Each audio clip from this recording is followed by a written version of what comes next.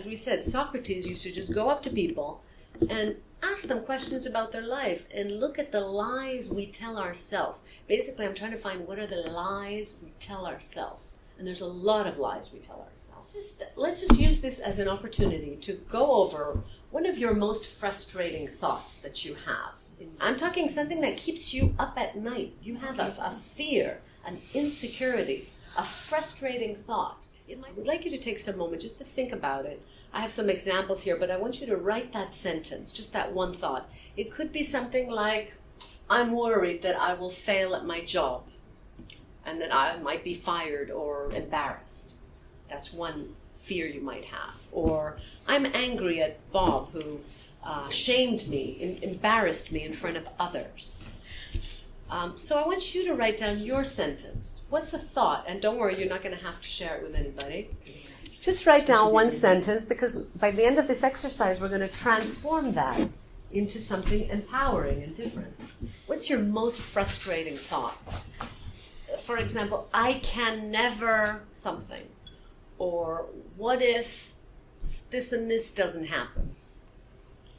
You know, or I can't do this, or I can't handle this, you know, whatever is frustrating you.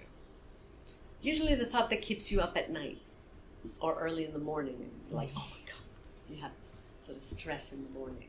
If you don't have one right now, you can just say, I can't control my stress, or I have too much stress or something. I'm afraid that I'm not good enough. The sense of being an imposter, the sense of not being valuable. So everybody has one? Yes. They've written something down? So now ask yourself, is this 100% true? Just ask yourself rationally. We're using the test of the truth. Remember Socrates said, is it true? Ask yourself, is it true? Is it 100% true? Remember Socrates in the little story? He says, True, is it kind, true? and useful. True. We're doing the first filter now. Okay. Is it true? That's it. The sentence, look at the sentence itself and say, is this dramatizing the situation? Is this overgeneralizing the situation? The way we perceive. Yeah, be honest with yourself. That sentence that you wrote down, how true is it? Mark it. Out of 100, how true is that statement?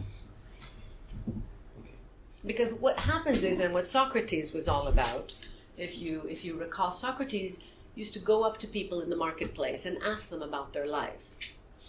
And bring them to understanding that a lot of the things they're thinking are false. And they are lies that they don't intentionally tell themselves. We don't intentionally lie to ourselves. But we lie to ourselves by dramatizing, by making big statements, overgeneralizing, over-personalizing statement. We're looking to deconstruct that statement. So we're looking at it rationally. And you're saying, is it true? Right. You can take responsibility. And if you take responsibility, you'll see that that's just a dramatic statement. That's a dramatic statement. That is a generalized statement. I realize that it's dramatic, so I cut 20% off. That's what. That, as you already have mentioned, those lies have to do with stereotypes or exterior input. That's right. That we have come to believe that they are our beliefs. Absolutely. We have a lot of false beliefs. So this is what we're trying to do now. We're trying to look at ourselves objectively. We don't want to run lies in our heads, false beliefs. We want to be more objective about our thinking, to detach. So It's now, very difficult. It's also. difficult. It's work. It's work. work, It's yes. called the work. We have to work on ourselves, and it won't happen by any magical method. You know, there's no guru who's going to save you. You're the only person who can deconstruct your own fears, deconstruct your thoughts, and this is the tool that's going to help you do that. And it is very interesting that we used to work with ourselves through painful experiences. Yeah. It's interesting. That's true. It sometimes brings a drama or a crisis for us to reflect on our own mistakes. And you don't have to let it go to the drama. You can prevent the drama by thinking about these things before. All right, let's move to the next statement now. What do you see in the picture? Right, what do you see? Who sees the old lady? Old lady. Old lady. This is Yeah. not old. Who sees the young lady? The young lady. Yeah. The young lady. Who's this regards, first of all, the first question we looked at, is it true? Because there's many ways of looking at things, isn't there? Epictetus, the Greek philosopher, said, it's not what happens to us, but how we perceive the events. All right. The same thing, the same talk that I'm giving, each one of you will have a different view of me, right? Of your experience of me.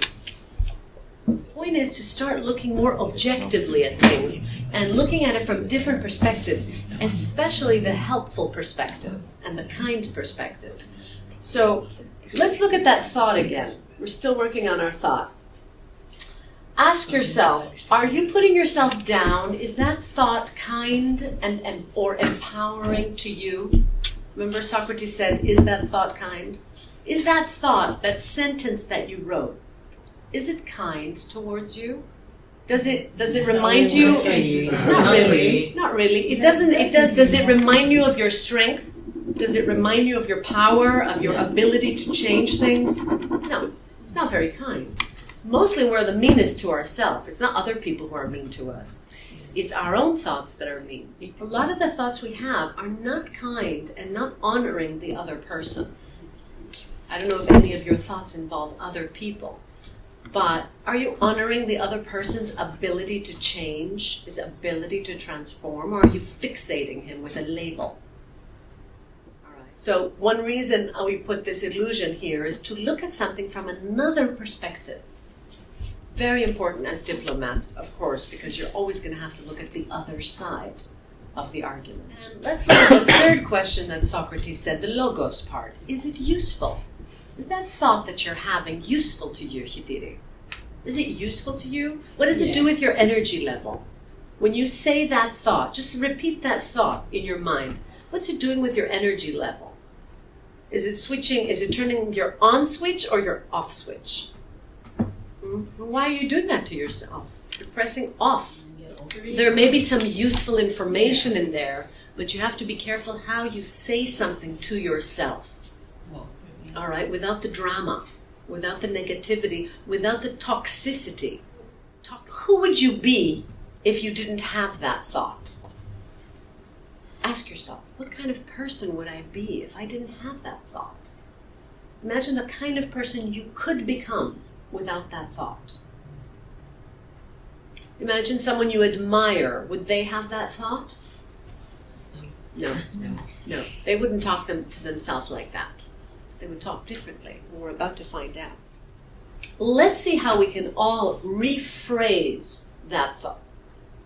Again, I'm going to ask you to be word craftspeople. You know how the woodcraft person crafts a piece of wood? I want you to craft a new sentence. Please, be my guest. With those elements? With those elements, craft a new sentence, a new belief. This might take a few moments. Rephrase it so it's more empowering to you. More helpful to you. It's more truthful, more empowering, more positive. You know what I mean? Don't make general statements about life, or life is just a struggle. Oh, some days are a struggle, not all of life. So it's important to be, that's what Aristotle says, you have to have specific thoughts, learn to clear your thinking. So who's finished rephrasing their sentence? Who wants to share? Maria, are you ready? I should try to be more open and enjoy myself while trying to balance my work and personal life. Okay, let me help you craft a little better there. You're on a good path. Instead of try, say I am. I am. I am crafting my life. Let's hear it again with the I am. Okay. I'm trying to be more open and enjoy myself more. No, I am more open. I am more open and enjoy myself more. And I am balancing my work and personal life. Right. Doesn't that feel different? Because when you're trying, it creates a struggle in yourself. Just repeat a positive affirmation to yourself. I am more open. I'm enjoying my life more. Not I'm trying to enjoy, because when you're enjoying it. You're not trying, you're enjoying it, right? And it's very important this may seem trivial to you, but you have to learn to formulate your thoughts in a positive way. So try to speak more positively to yourself, more constructively. That I want. I don't use the word, I'm afraid, no. Okay. I may have some concerns about my money. I'm saying just money is not enough, so I will spend less. Right. So you can say, I am attracting money in my life. Oh, I'm creating circumstances for more income and money in my life. This is the way you become to magnetize and pull things towards you. I'm creating new opportunities for attracting money in my life. Right. It's a whole different frequency, a whole different radiance you have when you speak in clear and positive terms. All right.